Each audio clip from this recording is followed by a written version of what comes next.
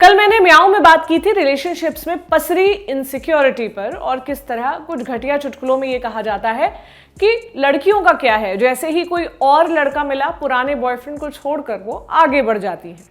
तो हमने ये बात की कि भाई ब्रेकअप करके मूव ऑन करना एक अलग मसला है और रिलेशनशिप में एडल्ट्री, जिसे हम आम भाषा में चीटिंग कहते हैं, वो अलग मसला है और ये काम कोई भी कर सकता है, चाहे वो लड़का हो या लड़की हो। एक जनाब को जाने क्या बुरा लग गया कि उन्होंने कमेंट सेक्शन में आकर हाथ जोड़कर भगवान से दुआ मांगी कि मेरे पति यानी मेरे पति को एक्स्ट्रा मैरिटल अफेयर हो जाए उनका। भाई साहब, इतनी शिद्दत से मांगना ही था तो आप सद्बुद्धि मांगते, आगे भी काम आती।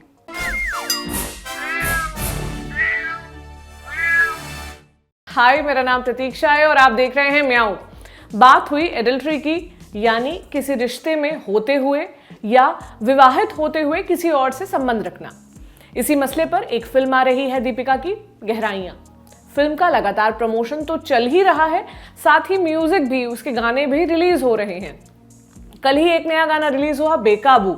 इस गाने में फिल्म के ट्रेलर की ही तरह तमाम इंटीमेट सीन्स हैं सिद्धांत चतुर्वेदी और दीपिका के बीच, और यही बात हमें आज के अपने टॉपिक पर ले आई है। टॉपिक इंटीमेट सीन्स का, और जब एक्ट्रेस इन सीन्स को करती है तो क्या कुछ सुनती है, खासकर तब जब वो शादीशुदा हो।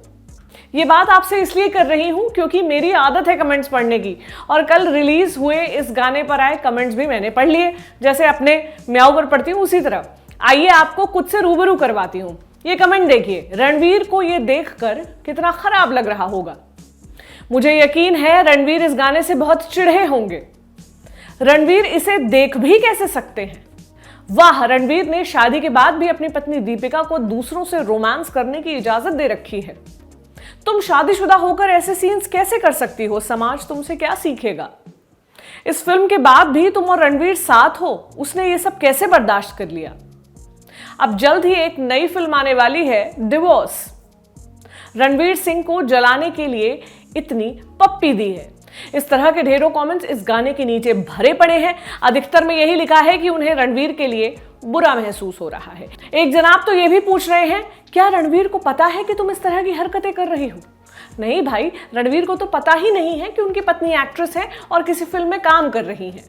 हो सकता है इनमें से कई कमेंट्स मजाक में लिखे गए हों, लेकिन इस तरह का मजाक भी यही बताता है कि हमारी सामाजिक समझ जितनी छोटी है उतनी ही छोटी हमारी सिनेमाई समझ भी है, यानी फिल्मों की समझ भी है। दोनों पर एक एक कर बात करेंगे। फिल्म के प्रमोशन के दौरान ही दीपिका से एक सोशल मीडिया कमेंट दिखाते हुए पूछा गया कि क्या उन्होंने ये सीन्स करने से पहले रणवीर से इजाजत ली थी। दीपिका ने जवाब दिया, मुझे तो पता नहीं कि हम इस विषय पर चर्चा भी क्यों कर रहे हैं। मैं तो कोई कमेंट पढ़ती ही नहीं हूं। मुझे यकीन है कि रणवीर भी नहीं पढ़ते। और यक, ये कितना बेवकूफाना है। ये इंटरव्यू बॉलीवुड बबल के साथ हो रहा था और इंटरव्यू कंडक्ट कर रहे नयनदीप रक्षित ने उस वक्त बड़ी अच्छी बात कही कि पूछना तो ये भी चाहिए कि रणवीर ने गली बॉय में आलिया के साथ किसिंग सीन करने से पहले दीपिका से इजाजत ली थी क्या? मुझे उन लोगों के भोलेपन पर तरस आता है जिन्हें लगता है कि चूंकि वो खुद इस बात में बिलीव करते हैं कि औरतों को सभी काम पति से पूछ कर करने चाहिए, तो दीपिका और रणवीर को भी ऐसा ही लगता होगा। भाई, जब दीपिका और रणवीर ने एक दूसरे से शादी की थी तो वो कोई अरेंज मैरिज नहीं थी कि किसी को किसी के बारे में पता ना हो। उन्हें ये पता था कि वो दोनों किस प्रोफेशन में हैं, उनका पास्ट क्या है और उनका फ्यूचर कैसा होने वाला है। रणवीर खुद भी एक्टर हैं, उन्हें क्या पता नहीं होगा कि फिल्मों में इंटीमेट सीन्स भी कई बार डिमांड में होते हैं।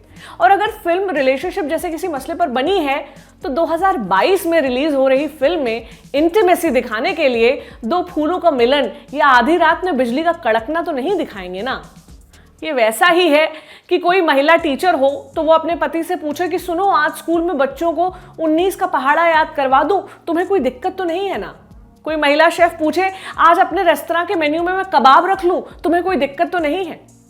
मैं ये कहने की कोशिश कर रही हूं कि वो इंटीमेट होने की एक्टिंग है जो अच्छे तरीके से की गई है, ना कि असल अफेयर है। वो दीपिका का एज अ प्रोफेशनल उनका काम है और अपना काम करने के लिए जो उनके करियर में, उनकी लाइफ में आवश्यक है, उसके लिए किसी को भी, चाहे लड़की हो या लड़का, अपने पार्टनर से कोई अतिरिक्त परमिशन लेने की जरूरत नहीं है, जब तक वो उसके पार्टनर की लाइफ को भी बहुत बड़े तरीके से अफेक्ट ना कर रहा हो।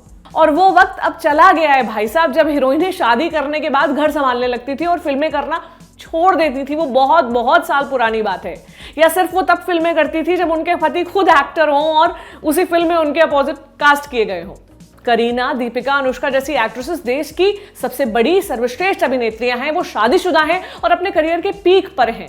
उनके लाइफ पार्टनर उन्हें आगे बढ़ने के लिए प्रेरित करते हैं, ना कि चैलेंजिंग रोल से पीछे खींचते हैं। ये तो थी सामाजिक समझ की बात। थोड़ी बात सिनेमा की भी। जैसा कि मैंने पहले ही कहा कि इंटीमेट सीन्स की एक्टिंग करना और इंटीमेट होना दो अलग अलग बातें हैं। ये सीन मुश्किल होते हैं। गहराइयां फिल्म में अलग से इंटीमेसी डायरेक्टर को हायर किया गया ताकि ये सीन्स अच्छे से शूट हो सके। फिल्म मेकर का विजन भी डिस्टर्ब ना हो, एक्टर्स कंफर्टेबल भी रहे और जिस हद तक की सेक्सुअल टेंशन दिखाने का प्रयास किया है उसे अचीव कर लिया जाए। मैं और आप सोच भी नहीं सकते कि कितनी मेहनत लगती होगी ये तीनों ही चीज अचीव करने में। आप सोच रहे होंगे कि इंटीमेट सीन्स में रीटेक लेने में तो मजा ही आ जाता होगा, पर यकीन मानिए ऐसा नहीं होता है।